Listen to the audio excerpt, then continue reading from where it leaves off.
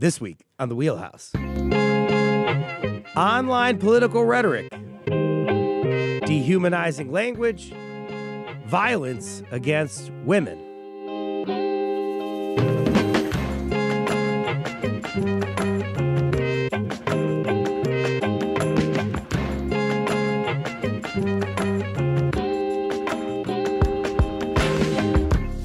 For Connecticut Public, I'm Frankie Graziano. This is The Wheelhouse, the show that connects politics to the people. We got your weekly dose of politics in Connecticut and beyond right here. This hour, we're asking how polarizing content and digital language makes its way into politics. The Department of Defense and the Homeland Security Department have recently used language present in fringe and extreme online spaces. Later, we'll discuss how online misogyny is linked to real-world violence. But first, we'll learn about extremist language and the platforms creators use it on. Ji-Yoon Suk is a professor in the Department of Communication at the University of Connecticut. Ji-Yoon, thank you so much for being here. Thanks so much for the invite, and thanks for having me. Excited to talk to you, Ji-Yoon. Adam Alexic is a linguist, online creator known as the Etymology Nerd. He's also the author of Algo Speak, How Social Media is Transforming the Future of Language. Adam, thank you so much for being here. Hi, excited to be here. Excited to talk to you. Ji-Yoon, I'm going to give you the first question here. I do want to invite folks to give us a call, 888-720-9677. They may also send us an email, but you also may watch live on our YouTube stream as well. Ji-Yoon, your work details how social media platforms are designed. Talk to us about how social media has evolved over the last decade. Yeah, sure. So social media, when it was first introduced by, for example, like in the form of Facebook or Twitter, like in late 2000 or something, it was like a celebratory platform or technology to connect users across different parts of the world, to share their, their lives, their do some expressions and engage with other people. Like it was like a celebratory platform and technology, and it was celebratory because it had like a lower bar for ordinary users to participate in like a public discussions, which was not possible like for example, in 18th century or 19th century, because the bar to participate in public discussions and politics was high, and women and minoritized citizens were not able to participate. In that sense, social media platforms served as like a celebratory technology. However, over time, one thing to note is that social media platforms are not 100% neutral space. It's not 100% politically neutral.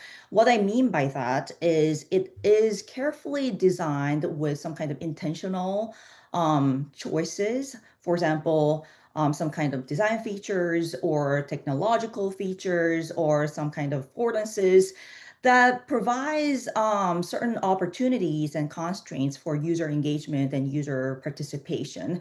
So algorithm, for example, is one example, or recommendation systems is another example, which naturally drive users to engage with more certain content. For example, research shows that emotionally charged content or politically charged content are more likely to drive engagement and user participation. So the technological features are naturally designed to incentivize those kind of highly engaging content. In that sense, social media platform, though it seems like because of the low bar for participation and it's accessible to everyone, it seems like a democratizing the participation, but at the same time, due to those kind of strategic features, um, and affordances, and constraints that platforms provide,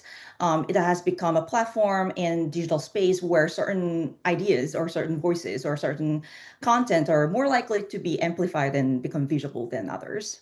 What are we seeing social media algorithms prioritize today?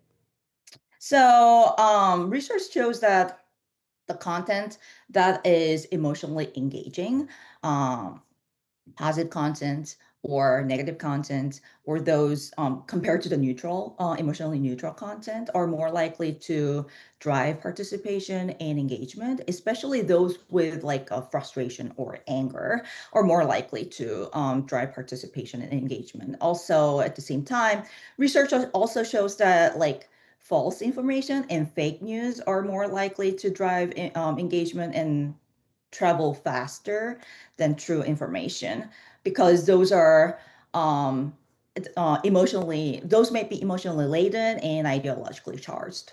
Can you briefly walk us through this process of the content on the fringes of online spaces that then makes its way to mainstream content? Yeah, sure. So like those content or ideas or culture that are part of the that has been part of the fringe communities, not that the mainstream, could potentially be circulated among themselves, but once it gets picked up by algorithm and platform design, it can be really amplified. For example, the thing is, users do not just stay in one platform. Users also migrate across different platforms, and therefore their ideas and their languages and content also traverse across different platforms. So even though their original rhetoric or idea or language might have started from like a one single social media space or online network, uh, because users do migrate across different platforms, those ideas also traverse across different digital spaces. And when they reach like different digital spaces, again, going back to the platform design and algorithms, especially when they are like emotionally charged and politically charged, they're more likely to get amplified and picked up by other users, therefore becoming part of the mainstream discussion. And here I'm talking about the role of the platform algorithm and platform architecture. But I want to make sure that at the same time, users are also more likely to consolidate and consolidate ideas that are like-minded. So users also have a tendency to respond to like-minded views. So it's like a two-way street. It's also it's not only the platform but also the users, how users respond to it. Adam, we talked about how polarizing content becomes part of our mainstream content. One recent example are so called incels. This is a subculture of men online. Adam, can you clarify for us who incels are and how they fit into our conversation about extreme content? Yeah, incels or involuntary celibates who are people who believe that they cannot participate in normal social relationship dynamics because they are less attractive and all of society is ranking people based on attractiveness in their worldview. One of their fringe forums that they started on was in 1997, Alana's Involuntary Celibate Forum, and they were originally called Incels with a V, and then they dropped the V. Then they moved to 4chan. In 4chan, they create kind of this incubator for all kinds of language and ideas that radicalize them far further than before. And it turns into this misogynistic sort of stomping ground for what I would say are very atomizing, reductive ideas. Then these ideas, I would say, are mainly spreading in the form of humor. So these are less, oh, it's emotional content and it's causing people to be angry and that's why it's spreading. It's more broadening the window of what is okay to say through jokes and irony, which can be used as a cloaking mechanism where it's, all right, it's not me, it's an ironic joke, but then that sort of opens the window to discussion for this sort of idea. So there's a plausible deniability to the joke, and that is one of the high arousal emotions which triggers a user response on social media. Here's one definition from Vice. Incels are an online subculture of men who form their identity around their perceived inability to form sexual or romantic relationships. Many incels have a nihilistic perspective of the self, strong misogynistic beliefs about women, and importantly, share the view that society hates them.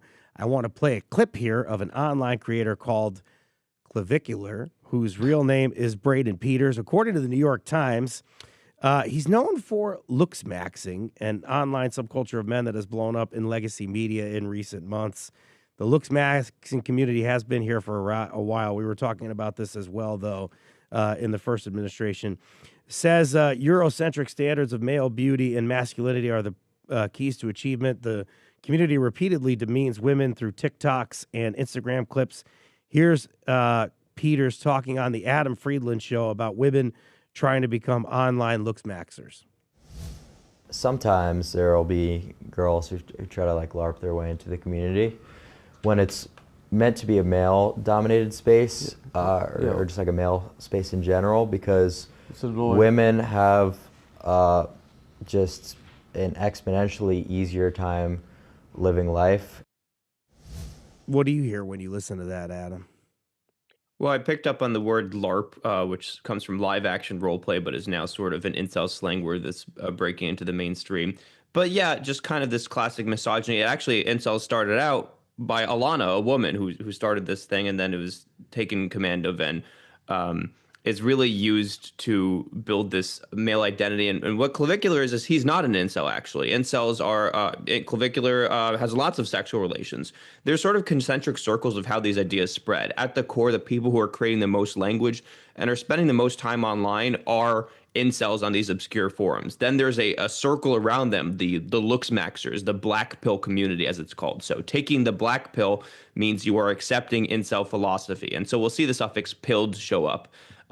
If I really like burritos, I can say I'm burrito pilled. And technically that traces all the way back to the Matrix with the idea of taking the red pill or the blue pill. And there was the red pill in politics, but the black pill is what made that into a productive suffix. So the idea that you could realize that, oh yeah, looks are everything and join our movement creates this sort of like flawed acceptance into the philosophy that then within that black pill, there are different groups. So the looks maxers are people who believe they can still ascend into kind of more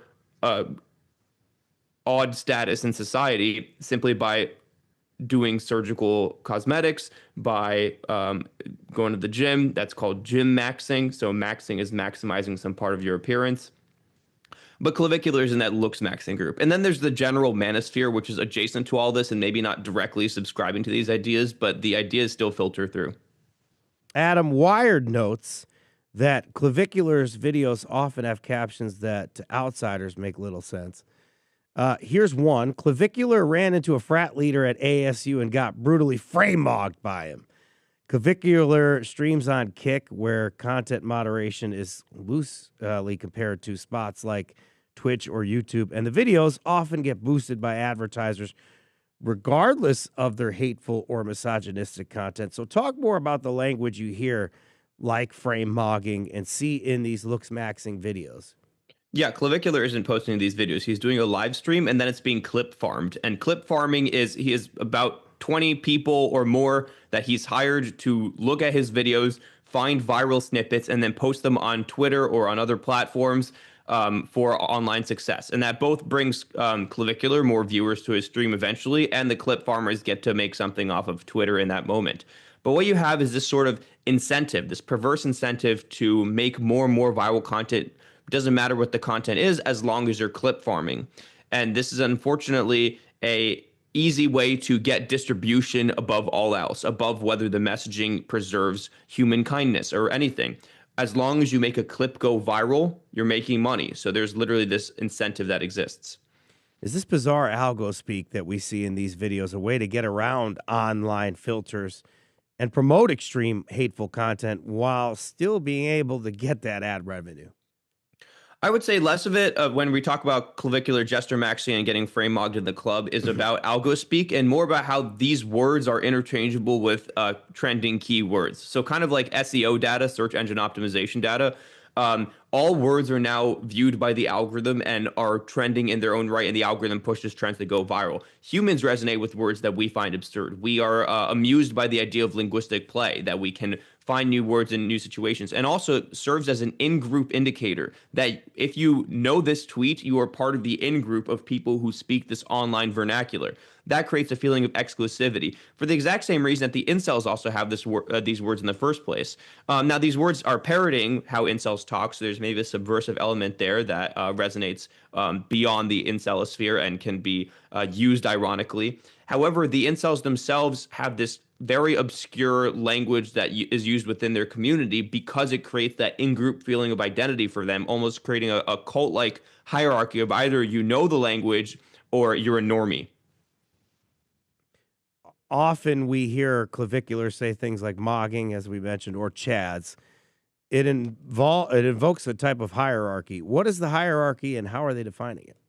Yeah, the idea is the incels at the bottom, then you have normies in the middle who aren't aware of this sociosexual hierarchy, and then on top you have chads or giga chads, and there's a ranking that they've tried to normalize and make scientific, but there's a ranking of who is more and less attractive in society. And mogging is essentially emasculation. Somebody higher in the hierarchy can just show up next to someone with a smaller frame and frame mog them.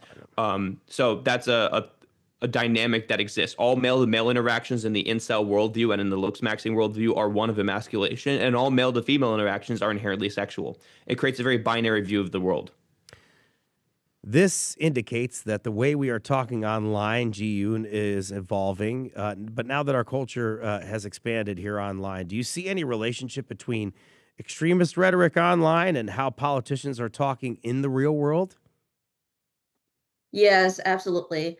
So when those kind of extremist language, rhetoric, and ideas circulate from fringe spaces to the mainstream spaces, when it gets picked up and amplified by political elites, it becomes like a pathway of normalizing and legitimizing those kind of ideas. The problem with the incel, for example, is that the highly specific language developed by those fringe communities, which was once confined to like very niche corners of the internet, has bled into the mainstream digital culture and everyday vocabulary among social media users. And then when those kind of language is picked up by the for example, institutions or political elites and politicians, it means that the ideas and the culture behind the language becomes normalized and potentially accelerate the adoption of that language and diffusion of that language. I want to get your take on this, Adam. What do you think about this kind of seeping into the real world and how politicians are sort of using this language? Yeah, the Pentagon recently posted about lethality maxing, drawing on that looks maxing idea of maximizing something for humorous effect, too. The White House is effectively clip farming right now, the same way that people were clip farming about clavicular. You take a viral idea and you spin it in your own way, and it becomes more viral. And if it's used by a prestige group, then it goes more viral. The concern here is that there's a concept called the Overton window, which is the range of acceptable discourse in society. And it's generally thought that this window moves the more a certain kind of idea is represented. So the Overton window used to not allow gay marriage. We didn't think about that as possible until the gay liberation movement and more people started talking about it. And the window moved that eventually gay marriage was legalized. So the idea is there's an Overton window of how acceptable misogyny is in society, or this looks maxing black pill idea is in society. And the more we're talking about it, the more we're ambiently normalizing this sort of rhetoric. And certainly there are thousands of new people on these incel forums every single year. The idea is definitely gaining traction, which is highly concerning. Adam, we see this language popping up everywhere from TikTok to the Department of Defense. The X account from the DoD recently posted low cortisol, locked in, lethality maxing.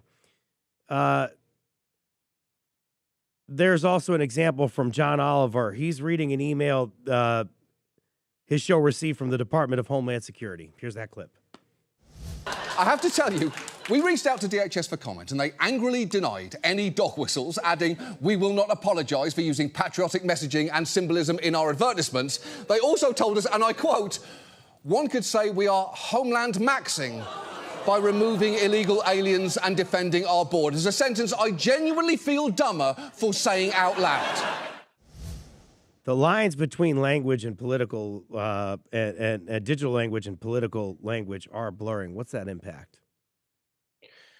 Well, they've always been blurring. The concern is, again, that idea of we're normalizing this, and it wasn't something that was normalized before. I think irony can be a two-sided sword, where one, it is used to criticize the incels, and I think a lot of these jokes can be read on the side of the left as mocking incel speech.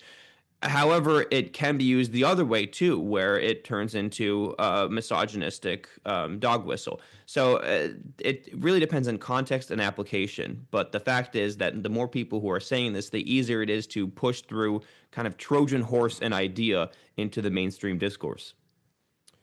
Going back to so-called incel culture, are there specific ideologies or beliefs that incels largely share? If so, what are they?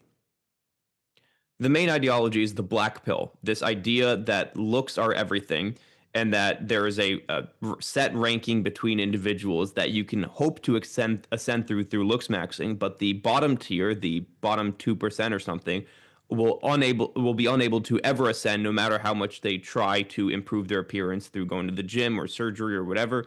And this group is the incels. Outside of that are still very dangerous communities that do not identify as incels, but are adjacent, the looks maxers and the manosphere and so on. You think the language has been effective in recruiting people into incel forums who are adopting this ideology? It's intriguing in the same way that a traffic accident is intriguing and you want to slow down and rubberneck and look at it. There's something fascinating about it, and people are drawn to learn more about these words, and then that creates the feeling of joining this selective group. A lot of these incel forums are anonymous. 4chan, where a lot of these words started out, was anonymous. And that anonymity created a sort of pressure. We've talked about platform affordances. There's a pressure to demonstrate that you are part of this in-group. So you need a shared proficiency in slang that shows that you are not a normie. And it becomes an identity marker for these groups. From Connecticut Public Radio, this is The Wheelhouse. I'm Frankie Graziano. You've been listening to Ji-Yoon Suk, a professor in the Department of Communication at UConn. Thank you for coming on the show, Ji-Yoon. Thank you so much. Adam Alexic, author and linguist, is going to stay with us for a little bit while longer. They'll stay to talk about the conversation here. Online language is a political tool. We'll also be joined by a new friend. How do you see online culture permeating politics? Hit us up, 888-720-9677, 888-720-9677. There's more Wheelhouse after this.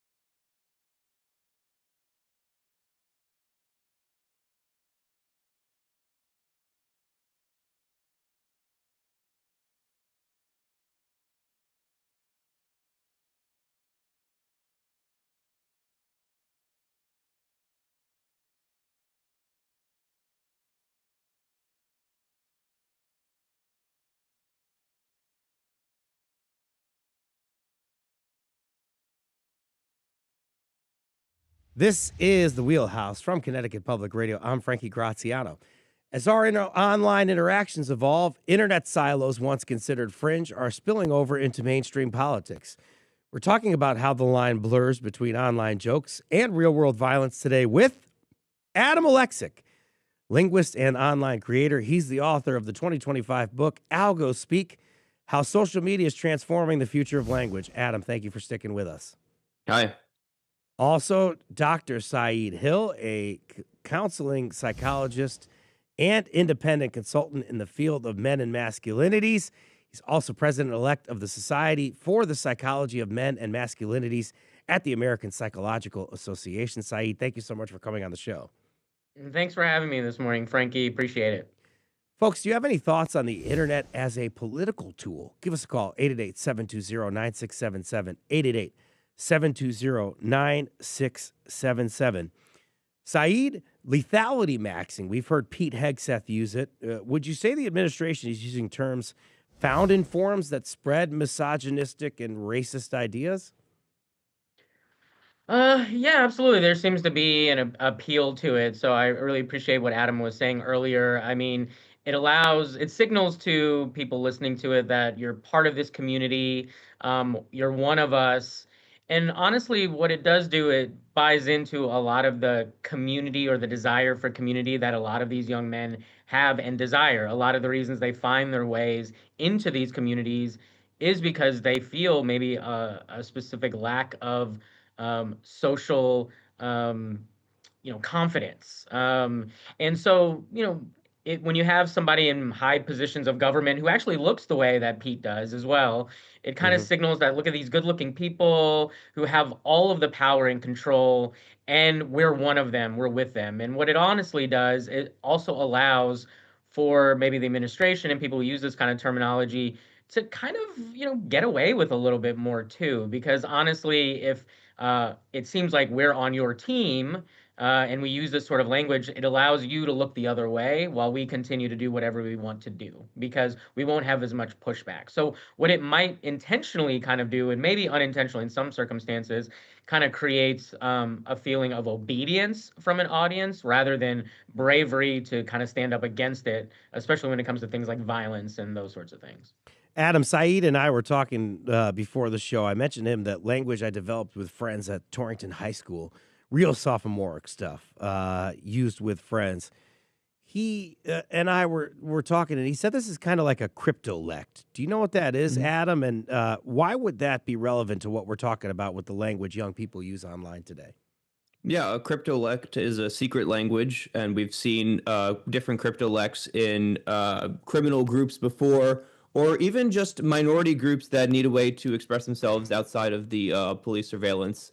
And everybody creates their own microdialects. You have a microdialect with your family. So it's not strange that an online community would come up with a dialect, especially if they're trying to hide a part of their identity or create a shared identity for themselves. They might turn to these cryptolects, which is an obscure way of talking. If you go on in the incel forums, which I do not recommend, it really is unrecognizable unless you're highly versed in internet culture.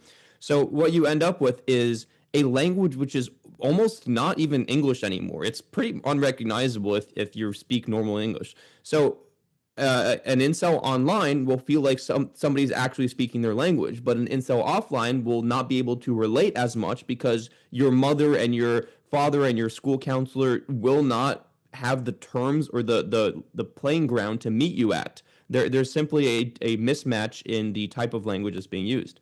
During the first administration that Trump was in the White House, it was often criticized, the administration, as using dog whistles. Is that still the case now that we're in the second administration? Are they still getting that rub?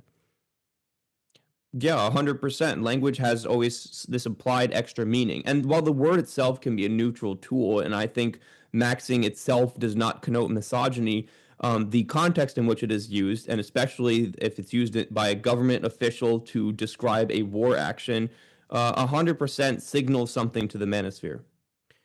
On the Department of Homeland Security's Instagram page, a post using Chad imagery associated with incel culture was posted, depicting the character searching through the DHS website and looking at immigrants convicted of crime. How are memes being utilized by the Trump administration, and for what purpose?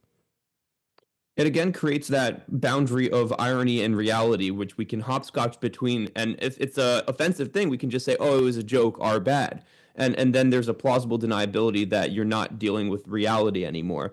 The humor here serves to lessen the severity of what's actually happening, and you'll see the Department of War is also posting all these video game images and all this kind of online language and online memes that are related to war, but not actually the war itself. And that's because it sort of serves to confuse the idea of war with this mimetic idea of war, that the stuff you've seen in video games and movies, which doesn't actually reflect the bloodshed on the ground. And a similar thing with the ICE raids. If you gamify it, turn it into this trivial internet thing, it loses its gravity in real life. In addition to the hypermasculine Chad, are there other images that got their start on message boards like 4chan that you see proliferating in the political space? Yeah, the word chud, which originally described a far right person derogatorily, leaked into the mainstream and is now sort of a general insult. The word sigma was originally describing an idealized man in the manosphere who goes their own way. We're seeing, yeah, a lot of terms kind of like that: maxing, pilled, cucked, mogging. All of these terms that sort of reflect that idea of a hierarchy that is there. Saeed, do you have any thoughts about the toxicity of certain images or memes and the impact that has on young men in the real world?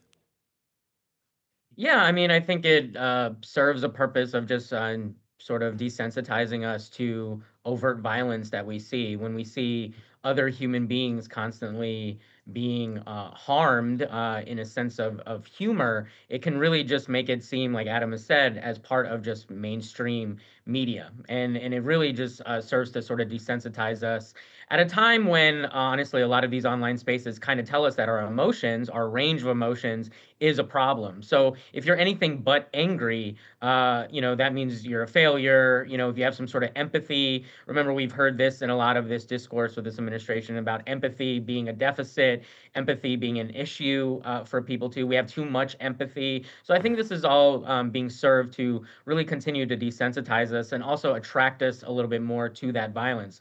On the other hand, I will also say this for people who don't, for especially young men who do not buy into this ideology, seeing this sort of constant, barrage of imagery around violence and maybe like ICE raids and things like that could actually serve to sort of radicalize people in sort of a different way, where it could cause people who have a different kind of ideology to really want to like fight back against this and try to find means of fighting back against that. So I think a lot of online spaces, we've actually seen a lot of like really lefty men sort of also wondering like, where do weapons come into play here? I know the algorithms who try to really push us to a certain direction around our emotions might also push weapons imagery to us as a way to say we can also protect our communities from this sort of tyranny and this sort of thing. So it really serves multiple ways and multiple directions depending on what your ideological loyalties lie. From Connecticut Public Radio, this is the Wheelhouse. I'm Frankie Graziano. We got to hear from Adam Alexic today. He's an American linguist and content creator known as the Etymology Nerd. Adam, also the author of AlgoSpeak, How Social Media is Transforming the Future of Language. Thank you for coming on the show today. Thank you for having me. So great to have you on. Dr. Hill, stay on, because we're going to be back to dive deeper into language and extremism. We're here to talk about all of this. Hit us up now at 888-720-9677, 888-720-9677. Maybe we'll take some of your calls. Back with more Wheelhouse after a short break.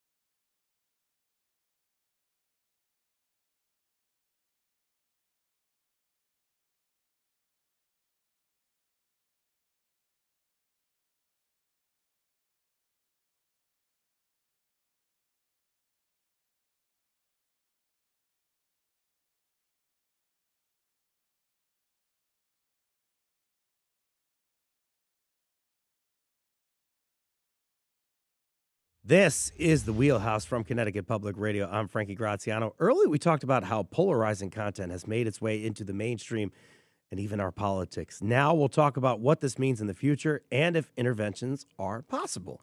Back with us is Dr. Saeed Hill, a counseling psychologist and independent consultant in the field of men and masculinities. Folks, call us in the next few minutes if you'd like to get on before the show ends. We're taking calls on anything and everything we're talking about today, including language, extremism, polarization. If you're brief, we can talk about anything. 888-720-9677, 888-720-9677. Can we talk about intervention, Saeed? Like, how would you address someone using the type of language we've heard today on the show if they were in your office?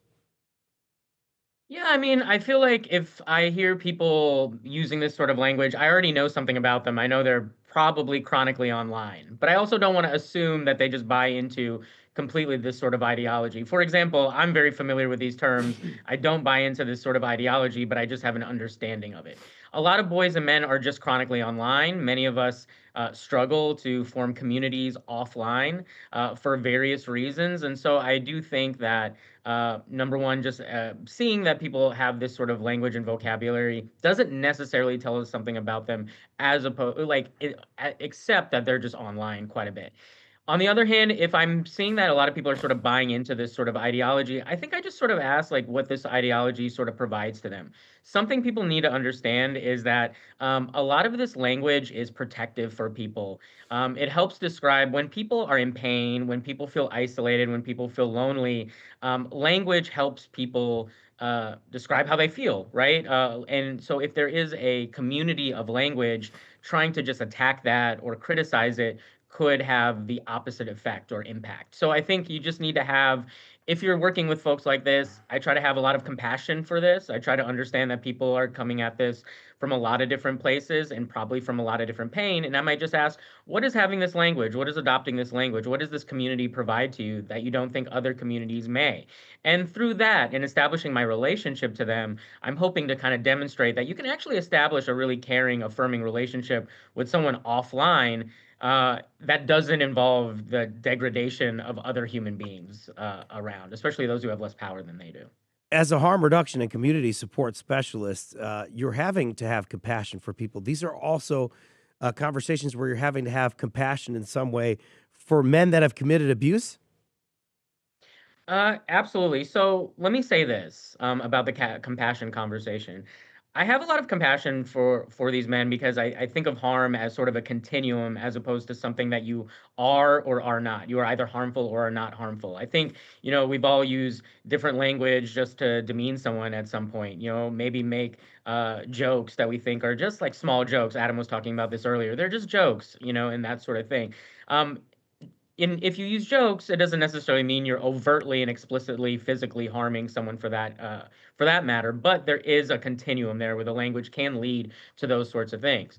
So, in my mind, I think I have a lot of compassion for that understanding. On the other hand, too, not everyone has to or can have compassion for these folks, right? It's hard. I think especially when I talk to some women in my life or other people who have been harmed by men, regardless of their gender. If you've never received an apology in your life from somebody who's harmed you, from men in your life that's harmed you, if you've never seen someone be held accountable for these sorts of issues, I think it's really hard to have that kind of compassion for them. So I think, number one, to do this sort of work, you need to really do a deeper dive into your own biases, what traumas you're coming into this sort of work with. I had to really understand my relationship to men because I think it's Bell Hooks who sort of talks about, we often talk about how women are deeply afraid and conditioned to be afraid of men and experience violence from men, which is absolutely true. But we don't as much talk about how men also experience a lot of violence from men and are conditioned to be afraid of other men. I think of the example, just wait until your father gets home, right? Like when men hear that, when boys hear that, it's signaling something about your relationship to men. And so I think doing a deeper dive in your own psychology, your own biases, and trying to find that compassion is absolutely a precursor for this sort of work. But not everyone can do that or should be doing that. I'm assuming that you're doing it this way, the way that you're doing your work, because there is a continuum of violence that's continuing. So you're having to work in a way that's non-traditional, sort of restorative justice. Can you tell us a little bit more about your efforts? Yeah, so I work a lot in what we might call like restorative practices or alternative resolutions, meaning like I might work with people who have either been accused of harm, have actually caused harm already, or are just trying to explore the impact that they've had in a relationship, maybe a negative impact that they've had on people in their lives, whether that be sexual violence, relationship violence, stalking, and those sorts of things. The efforts to do it this way is to try to understand that accountability can happen in a lot of different ways. And most of the time, what we do a really great job of is holding people accountable in rather punitive or carceral ways, or like cancel culture kind of stuff. And what actually happens when we're talking about, like, for example, incel communities and the manosphere in particular, is when people are sort of, they mess up. And they maybe harm people too in their lives, and they need to be held accountable for that. We often reject them from society and kind of push them somewhere else. And then they find themselves into these communities who say, "We accept you, we love you, we care about you," when they don't really.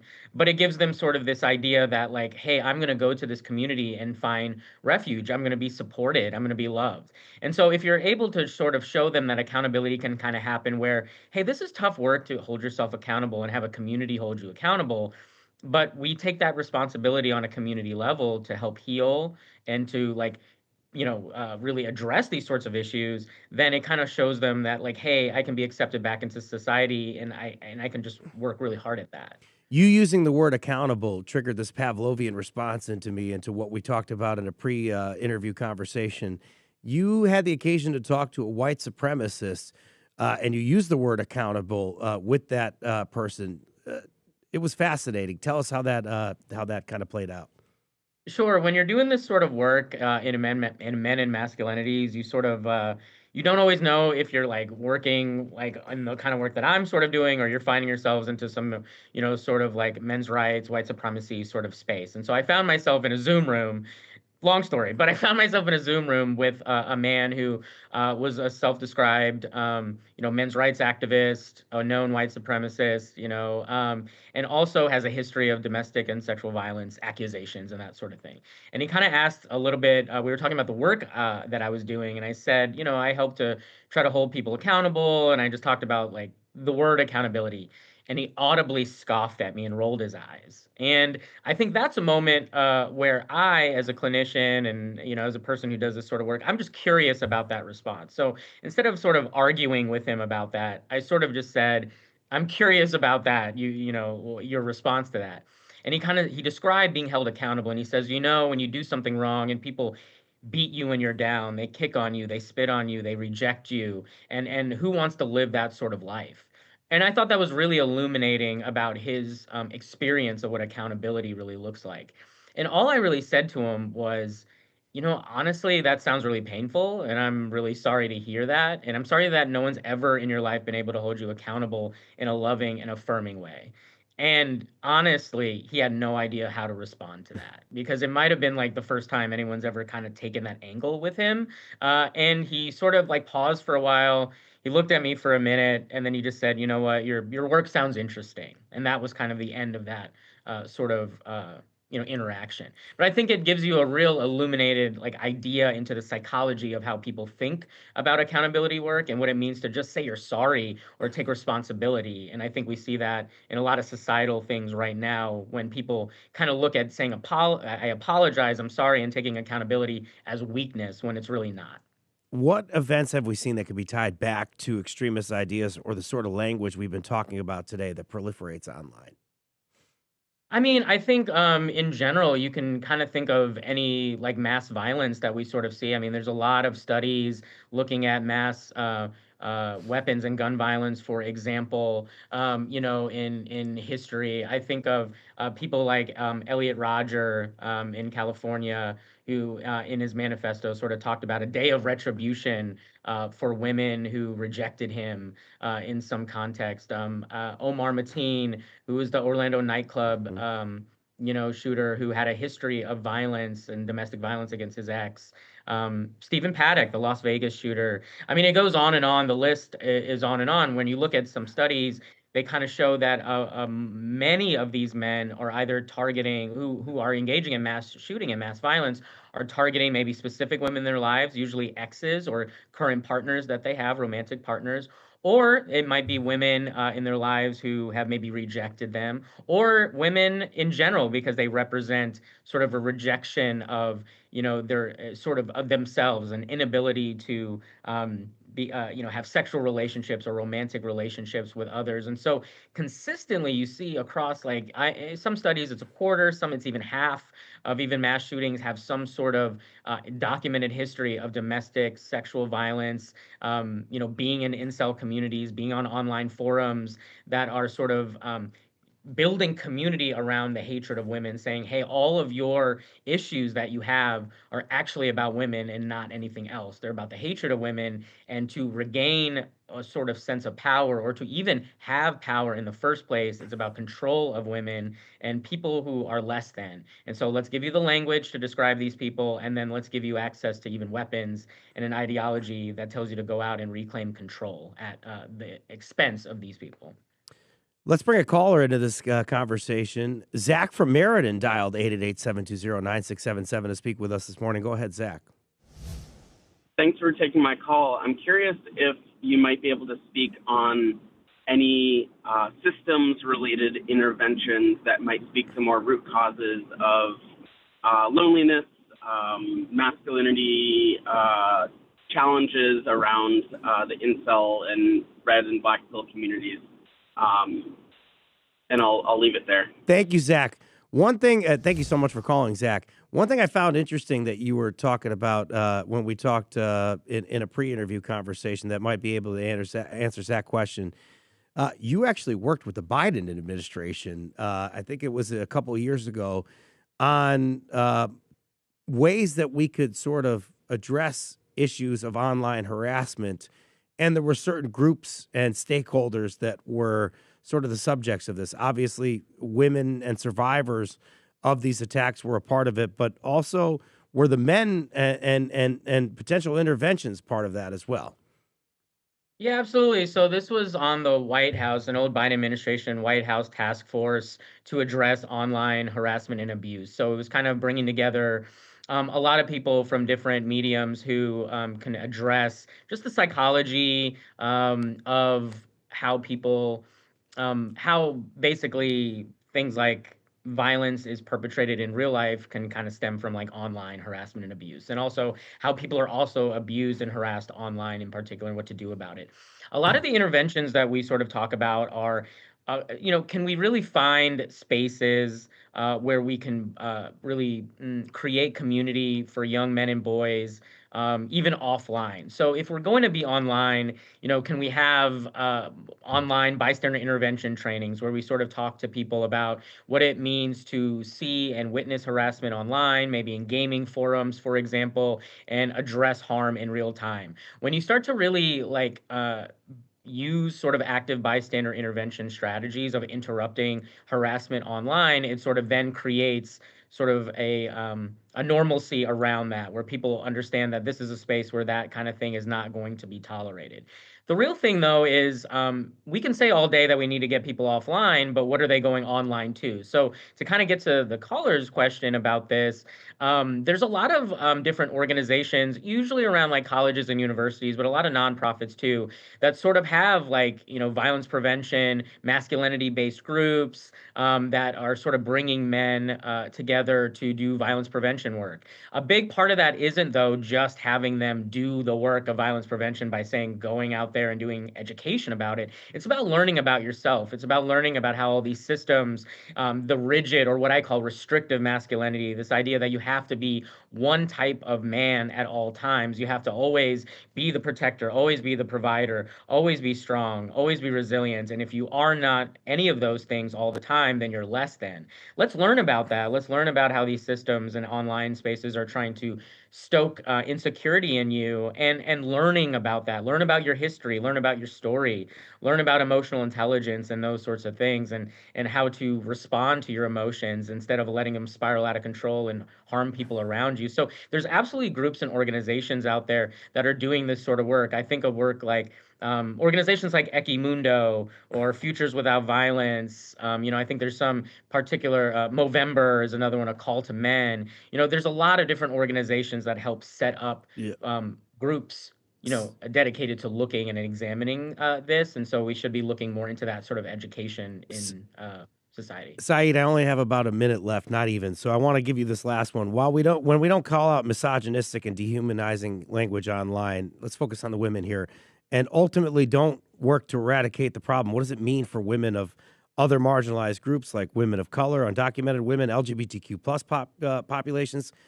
Give us about 30 seconds on this and what it means for them. I mean, when we sort of are like deeply embedded in this psychology online, it comes at the expense of women, of people who are more marginalized in different ways than us, and it contributes to the violence against them. We know how much violence, mass violence impacts women, and so in particular, I think like what this really does is causes a disconnect in relationships between men and women in particular, and men in these organizations. Men, at a time when we're saying we want more relationships, are following people who don't know how to establish relationships with other people, and it leaves us lonely and isolated. Doing this sort of healing work brings us back together, and we need to do more of that. Thank you for closing up there. I appreciate it. Dr. Saeed Hill, counseling psychologist and independent consultant. Thank you so much for your work. Today's show was produced by Davina Cordero and Tale Ricketson. Edited by Patrick Scahill. Thank you so much to Dylan Reyes and the rest of the team. This is The Wheelhouse. I'm Frankie Graziano. Thank you for listening.